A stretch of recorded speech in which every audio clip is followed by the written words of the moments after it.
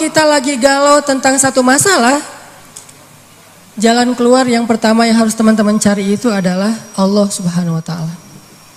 Coba tanya kepada Allah, coba baca ayat-ayat Allah, gimana cara mengobati galau atau masalah di dalam hati kita. Misalnya masalah jodoh.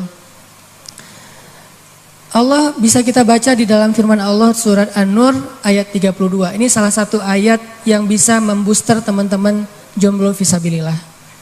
Ini ayat jomblo banget nih. Ayat surat An-Nur surat 24 ayat 32. Apa kata Allah di dalam ayat 32? Iyakunu fuqara yughnihimullahu min fadlih wallahu wasi'un alim. Nikahkanlah orang-orang yang masih sendiri di antara kalian, baik yang merdeka ataupun orang-orang yang budak. Kalau mereka fuqara, apa arti fuqara? Fakir, gak punya apa-apa. Yughnihimullahu min fadli.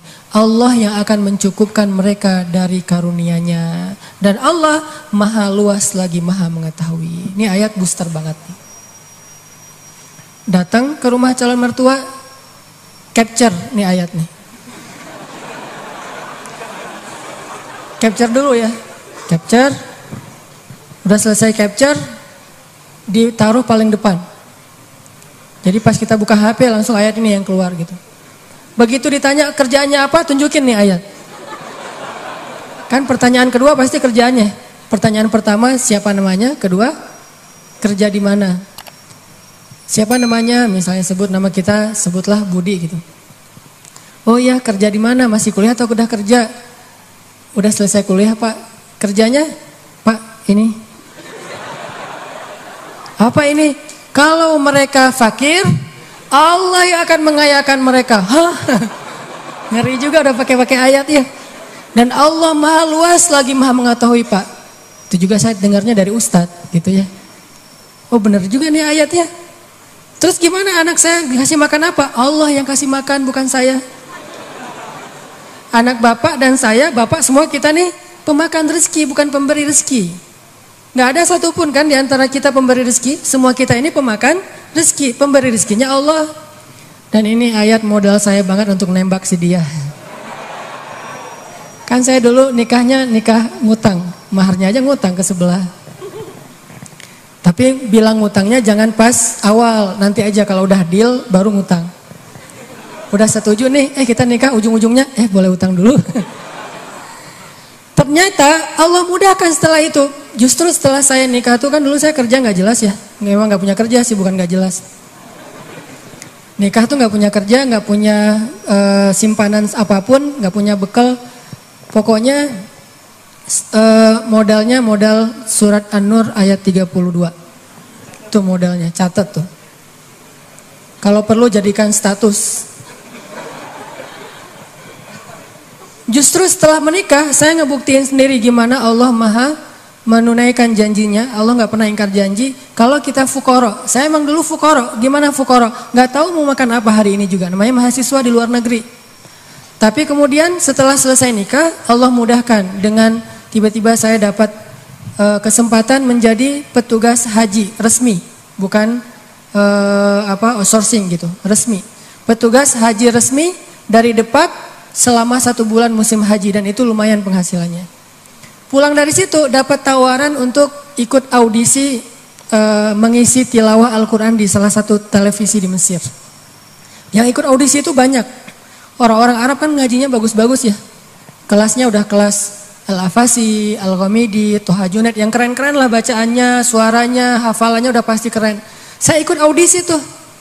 Ternyata dari sekian ratus orang yang ikut audisi, yang dipilih cuma 5 orang min ajmalis saut atau as-saut adz-dzahabi, suara emas. Dan saya alhamdulillah terpilih. Entah gimana caranya, mungkin juri waktu itu juga lagi nggak dengerin saya, tiba-tiba dicontreng aja. Terpilih di antara 5 orang dari berapa ratus orang yang ikut audisi. Terpilih, Lalu dari 5 orang itu diseleksi lagi untuk ngambil 20 episode sekaligus. Yang lain cuma satu-satu episode. 20 episode siapa? Ternyata saya juga dapat dari 5 orang itu dipilih satu-satunya yang ngambil 20 episode di televisi. Alhamdulillah akhirnya ngerekaman, recording di TV udah selesai gitu, nggak kerja selama 6 bulan. Mulailah kita keliling-keliling nggak jelas gitu di Mesir mondar-mandir kayak 99 cahaya di langit Eropa gitu. Benar kan kata Allah, kalau mereka fuqara yughnihimullah, maka Allah akan memberikan kekayaan untuk mereka atau kecukupan. Jadi obat hati itu adalah yakin kepada Allah. Dan cara yakin kepada Allah, baca firman-firman Allah Subhanahu wa taala.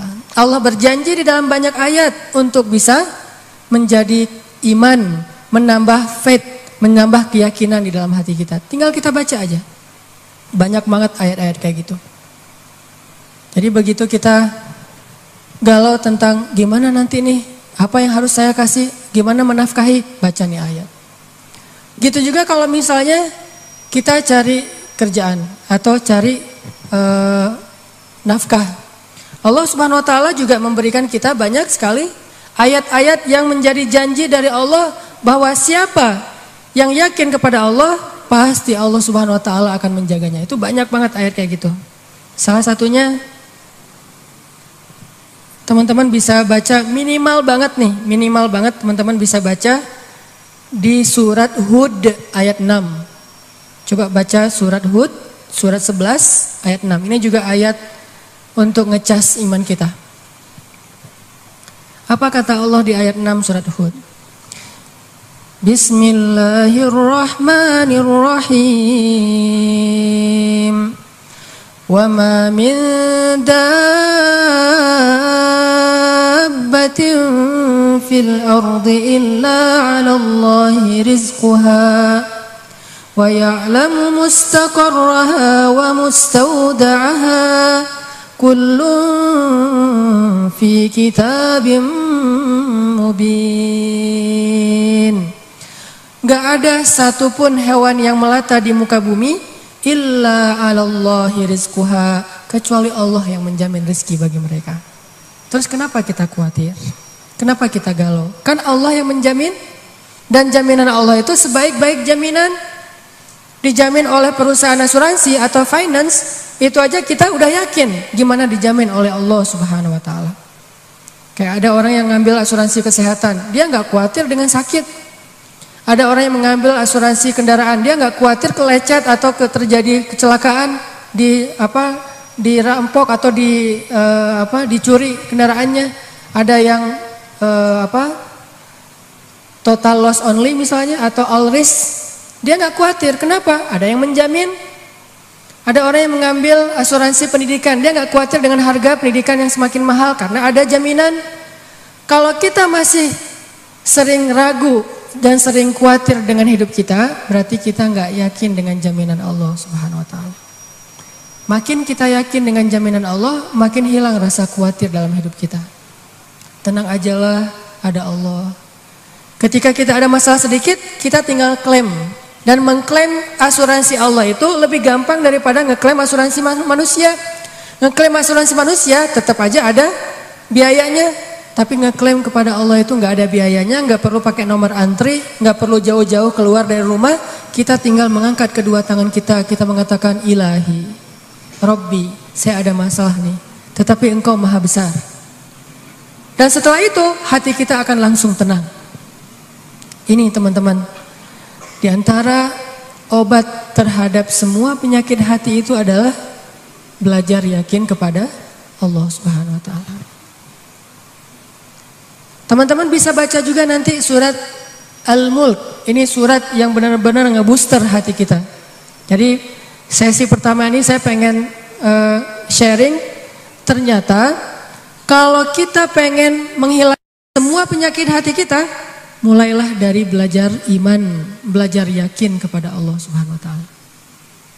Kalau kita pengen belajar menjadi orang yang menjalani hidup itu penuh dengan keyakinan, penuh dengan harapan, orangnya optimis, caranya belajar yakin kepada Allah Subhanahu wa taala. Dan salah satu cara belajar yakin kepada Allah baca ayat-ayat Allah, terutama ayat-ayat booster tentang kebesaran Allah Subhanahu wa taala.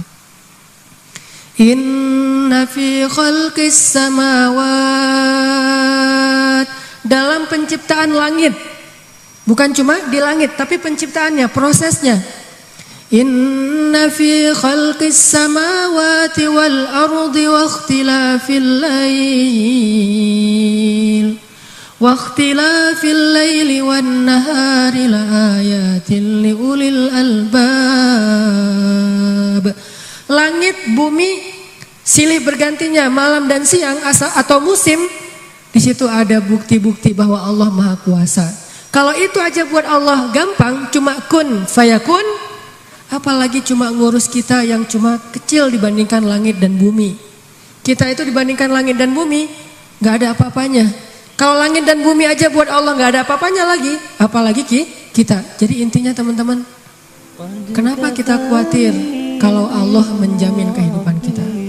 Kenapa kita khawatir kalau Allah berjanji menolong kita? Kenapa kita khawatir kalau Allah Subhanahu wa taala tidak akan menyia-nyiakan kebaikan kita?